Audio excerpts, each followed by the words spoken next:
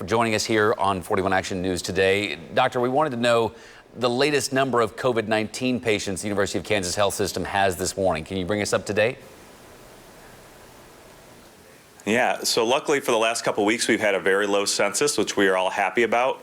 We only have 10 patients in the hospital today, but unfortunately 6 of those patients are in critical care or in the ICU type status, with I believe 3 of those on the ventilator. So even though our numbers are down overall, that's a great thing, but we do have some sicker patients.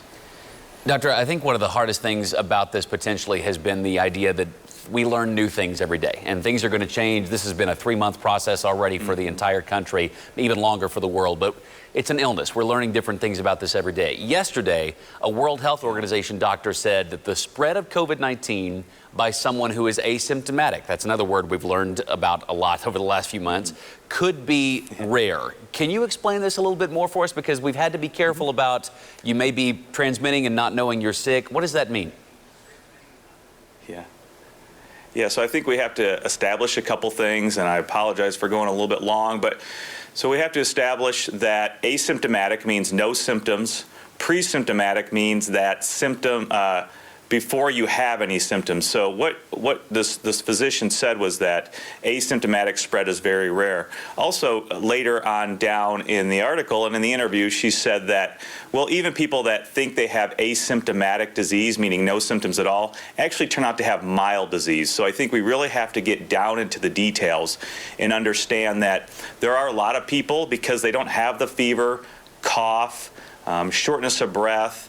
You know, now obviously we've seen other things like lack of smell. They don't have those type of symptoms, so they think they actually don't have it. But when in actuality, if you dig down and ask them specific questions, they may have really mild disease. And so once we get to the patients who have mild disease but think they're asymptomatic, that's one thing.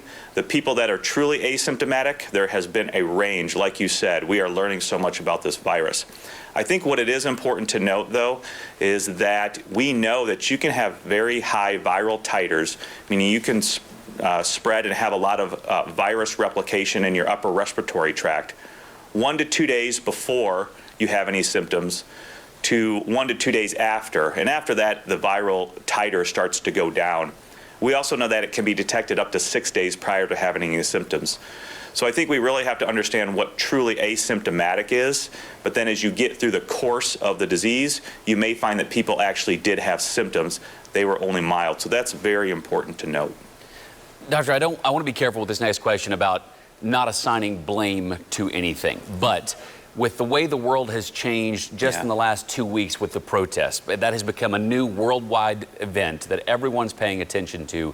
It almost seems like, and again, no blame here, but it almost seems like that has given something for people to focus on other than the pandemic. We were focused on that for 2+ months. Now it's something else that a lot of people are paying attention to, maybe more attention to, with good reason in some cases. But I want to ask you, you continue to go out, you're part of the community, you go out.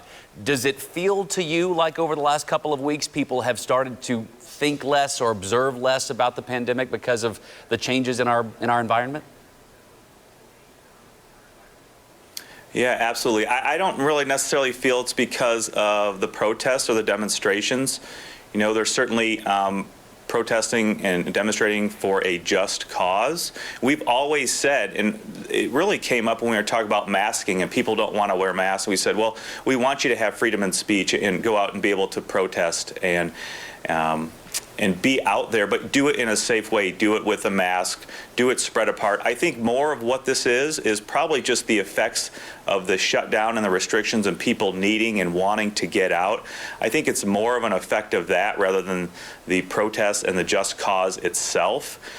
People have been since, you know, for the past 6 or 8, 10 weeks, have been unable to live their normal life. This is one more outlet to be able to get out and be social for one reason or another. Again, doing it peacefully, but doing it hopefully in the right manner. Obviously, we've seen people not being able to physically distance. A lot of people are having masks on. That's good. But I think it's more a function of cooped up energy, being able to get out and be outside, being in other social circumstances, things that they haven't been able to do for the last 8 or 10 weeks. And so I think it's more a function of that. We still understand that these injustice issues and issues overall we have seen have been unmasked or exaggerated by this pandemic. If you have hard times, certainly this pandemic has brought them out and brought them to more light and even seemed to make them stronger. And I think that's kind of the main message there, is that it's more probably an effect of people just not being able to get out and be in their normal life, and now this isn't one more outlet for them to do that. To your point, Dr. Hawkinson, most of the people we've seen, I think, fairly at the protest have been wearing masks. Depending on where you go now, whether it be stores or restaurants, that kind of thing, that may not always be the case whenever you head out. It's very different based on where you go. Dr. Hawkinson, thank you so much for your time this morning. It's good to see you again. We appreciate your time.